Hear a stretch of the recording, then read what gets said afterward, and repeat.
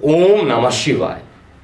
मैं हूं एस्ट्रोलॉजर के एम सिन्हा और मैं अपने यूट्यूब चैनल पर आप सभी का हार्दिक स्वागत करता हूं।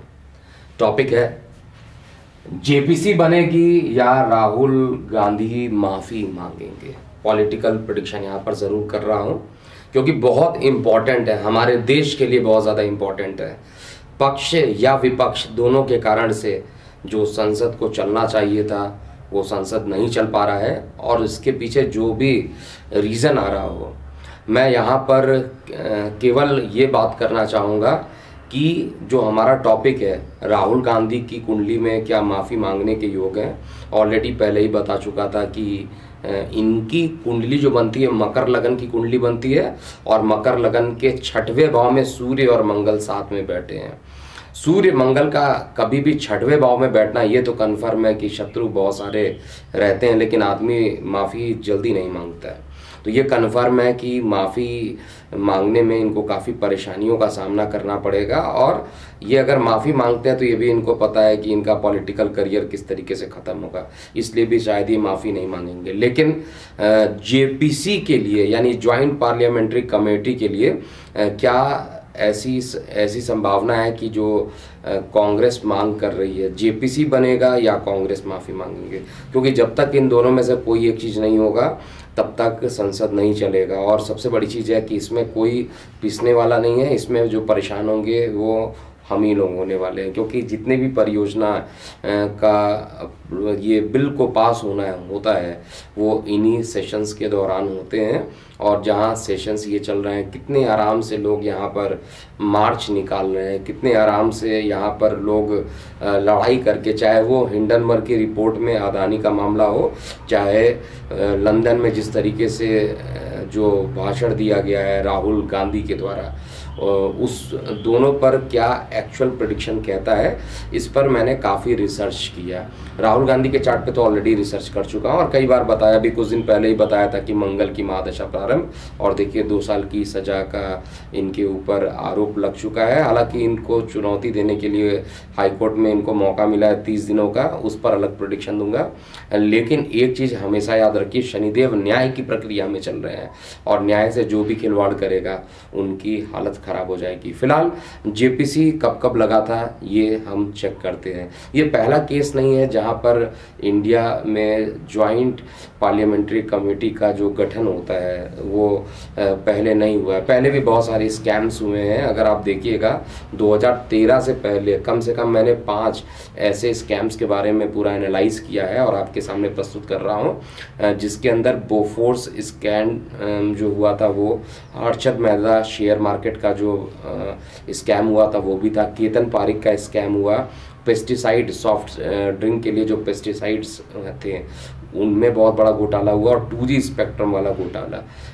तो ये सारे जितने भी घोटाले हुए हैं उनमें कुछ बातें निकल के सामने आई, मेरे रिसर्च में कुछ चीज़ें सामने आई हैं और उसी आधार पे मुझे जो प्रेडिक्शन दिखाई दे रहा है उसमें आपको पता चल जाएगा कि जेपीसी पहले लगेगी, जेपीसी पहले बनेगा या राहुल गांधी माफ़ी मांगेंगे, या इनमें से कुछ भी नहीं होने वाला है, संसद चलेगी नहीं। ऐसे प्रेडिक्शन मैं यहाँ पर करने वाला हूँ और ये देश हित के लिए काफ़ी अच्छा रहेगा। ये प्रेडिक्शन को समझिए मैं क्या कह रहा हूँ, क्योंकि इसका सॉल्यूशन जब तक नहीं होगा देश हित में अच्छा नहीं हो सकता। तो आइए हम समझते हैं जेपीसी के बारे में। आज हम राहुल गांधी के बारे में बात नहीं करेंगे। तो जेपीसी का जो भी रहा है, सबसे पहले अगर आपको चार्ट दिखाई दे रहा होगा यहाँ पर, तो बोफोर्स स्कैंडल हुआ था और ये 1989 में हुआ था। अगर आपको याद होगा 1987 में अगस्त का मंथ था और वहाँ पर ये स्कैंडल हुआ था। तो इसको मैं थोड़ा सा जो मुझे समझाना है मैं यहाँ चार्ट में समझाने की कोशिश करता हूँ और आप इसको समझिएगा।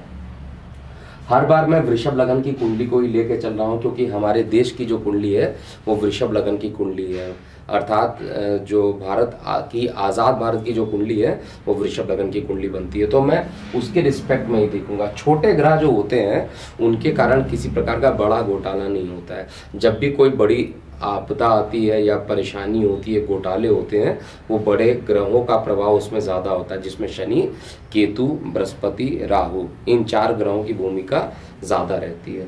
तो समझते हैं जो पहला जो प्रॉब्लम आई थी उसमें शनि की जो पोजीशन है, केवल हम उन ग्रहों को देखेंगे जो बहुत जिनका प्रभाव ज़्यादा रहता है। शनि का प्रभाव देखेंगे, बृहस्पति का प्रभाव देखेंगे, राहु का प्रभाव देखेंगे और साथ में केतु का प्रभाव देखेंगे। केवल हम इन्हीं 4 प्लैनेट को आपको देखना है। इसके अलावा और साधारण शब्दों में कहा जाए, पूरे विस्तृत इसकी गणना नहीं करनी, केवल इन 4 बड़े ग्रहों को देखिए।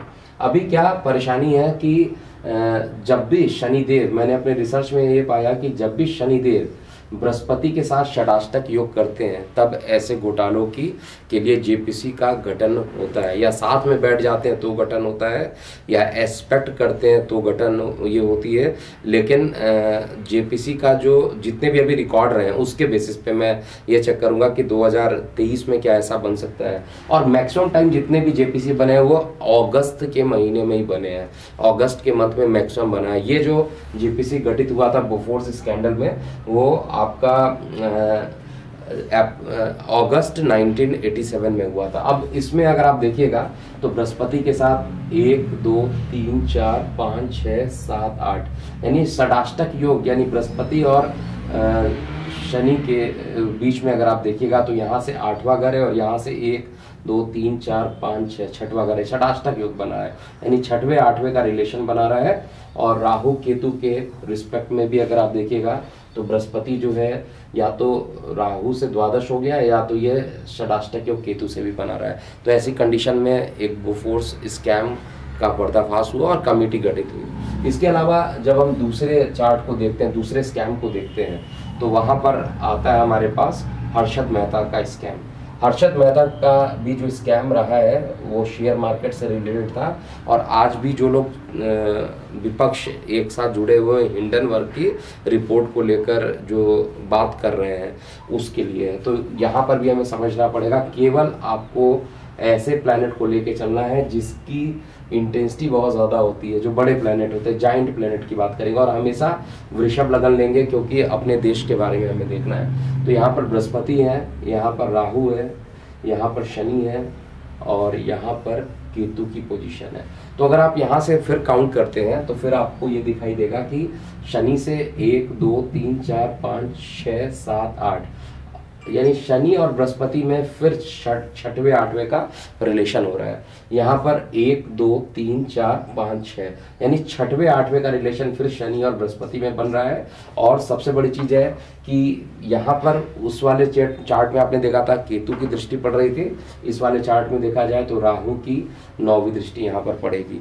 तो ये भी इन्हीं 4 को आपको चेक करना, अगर जेपीसी बनती है तो इन्हीं कंडीशन में बनेगी, या शनि बृहस्पति के साथ हो जाते हैं तो भी ऐसी घटना होती है।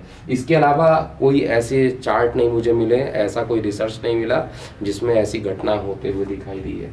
तो यहाँ पर बात करेंगे केतन पारेख का जो शेयर मार्केट स्कैम हुआ था उसके बारे में। और यहाँ पर एक इम्पॉर्टेंट चीज भी यहाँ पर मैंने लिखा हुआ, अगर आप देखिएगा तो उस समय भारत की महादशा क्या चल रही थी, केतु की महादशा चल रही थी। यहाँ पर शुक्र में शुक्र चल रहा था। इन सभी महादशाओं का भी मैंने एनालिसिस किया, लेकिन जो संक्षेप में मैं समझाना चाहता हूँ, एक जनरल व्यूअर को जो समझाना चाहता हूँ वो ये बताना चाहता हूँ कि जब भी षडाष्टक योग का फॉर्मेशन होता है तब उस कंडीशन में बहुत ज़्यादा संभावना बन जाती है। तो अब ये तीसरा जो केतन पारेख स्कैम हुआ, इसमें अगर आप चेक कीजिएगा तो ये हमारे देश की वृषभ लगन की कुंडली बनती है, और केवल बड़े ग्रहों को देखा जाए तो बृहस्पति भी साथ में है और जुपिटर भी साथ में है, ये दोनों साथ में बैठे हुए हैं।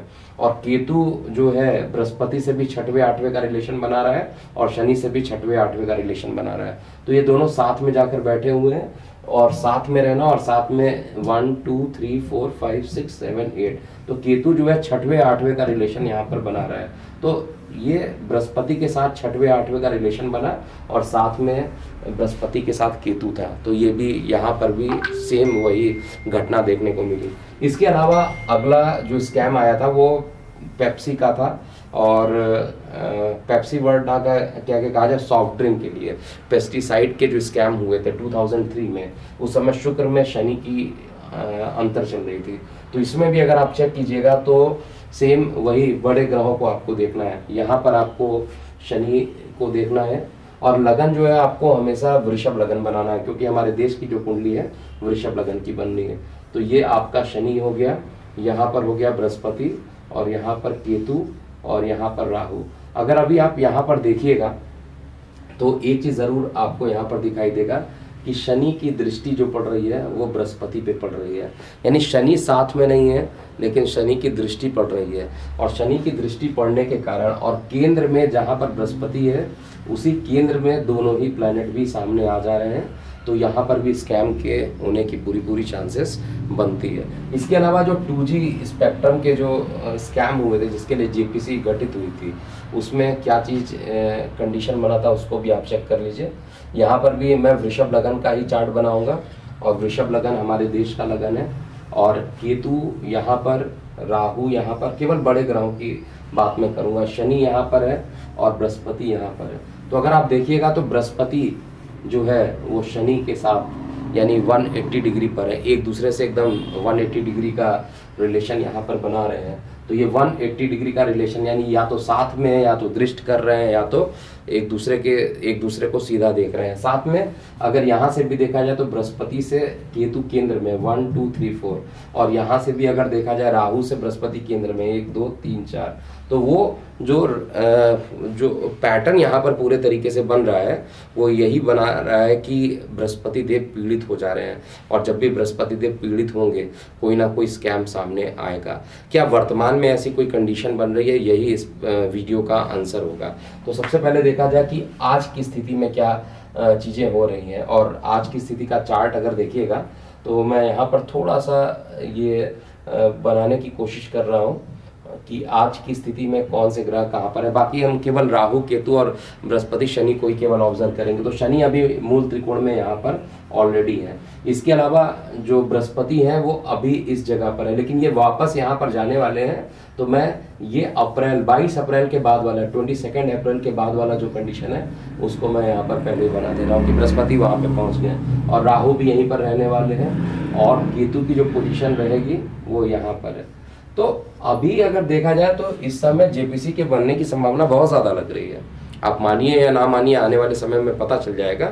जेपीसी के बनने की संभावना ज़्यादा मुझे दिखाई दे रही है, क्योंकि शनि की जो दृष्टि रहेगी वो बृहस्पति पे रहेगी। शनि बृहस्पति को देखेगा, राहु भी बृहस्पति के साथ है और केतु की दृष्टि भी, यानी बृहस्पति पूरे तरीके से पीड़ित हो गया।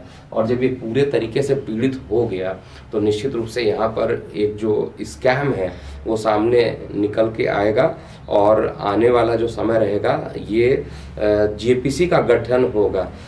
स्कैम है या नहीं है मैं थोड़ा सा क्लियर कर देता हूँ कि स्कैम होगा या नहीं होगा, क्योंकि जितने भी जेपीसी आज तक बनी हुई है उसमें से कोई भी जेपीसी का कोई रिजल्ट आया नहीं है। मतलब रिजल्ट आने का एक्सेप्टेंस लोगों ने नहीं किया। अगर विपक्षी दल ने बहुत ज़्यादा इसको कहा है कि जेपीसी गठित होनी चाहिए, लेकिन उसका रिजल्ट आने के बाद भी जो मेरे पास वो मैंने एनालाइज किया है और रिपोर्ट को पढ़ा है उसके अनुसार जब भी ये रिपोर्ट आए हैं उस रिपोर्ट का कोई सॉल्यूशन नहीं आया। ये चीज़ मैंने देखा है, सॉल्यूशन जो है रिपोर्ट का आया नहीं है। तो इसका मतलब है कि जेपीसी आप कर भी लीजिए लेकिन उसका जो सॉल्यूशन है वो आया नहीं है कभी भी। जो सॉल्यूशन आया है या तो अपोजिशन ने उसको रिजेक्ट कर दिया है या तो वो होल्ड में है या उसको एक्सेप्टेंस बहुत कम मिला है। तो इसका सॉल्यूशन तो जेपीसी भी नहीं होने वाला है। और राहुल गांधी अगर माफ़ी मांगते हैं तो वैसे ही देखिए उनके दिन वैसे ही खराब स्टार्ट हो चुके हैं। मैंने बोला था मंगल आते ही अमंगल करेंगे, वही चीज़ चल रहा है। लेकिन एक चीज़ मैं इस प्रेडिक्शन में ज़रूर दे सकता हूँ कि जेपीसी के निर्माण होने की संभावना बहुत ज़्यादा दिखाई दे रही है और वो कैसे होगा वो समझ में आ रहा है। राहुल गांधी तो माफ़ी मांगने से रहे, लेकिन राहुल गांधी को शनिदेव जिस तरीके से दंडित करने वाले हैं वो आप सभी लोग देखते रहिएगा। आने वाला समय उनके लिए काफ़ी कठिन रहने वाला है। जेपीसी समिति बनाकर जो वर्तमान सरकार है वो ज़रूर इसको सामने लाने की कोशिश करेगी, लेकिन फिर भी वही है, विपक्ष है, उनका काम है सरकार को नहीं चल देना और इसका सबसे बड़ा नुकसान देश को हो रहा है।